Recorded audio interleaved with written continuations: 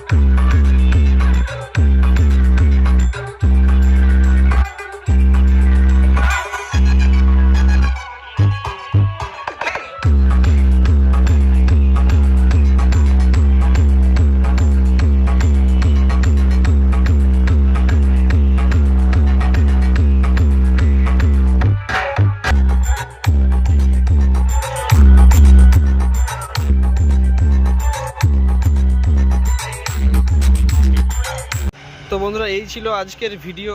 তো কেমন লাগলো ভিডিওটা অবশ্যই কমেন্ট করে জানাবে। আর চ্যানেল সাউন্ড কেমন বাজলো অবশ্যই কমেন্ট করে জানাবে বন্ধুরা। তো তোমাদের সাথে দেখা হচ্ছে পরবর্তী কোনো ভিডিওতে, পরবর্তী নতুন কিছু আপডেট নিয়ে। তো তখন দেখতে থাকো Debashis and friends YouTube channel এবং ফেসবুক পেজ।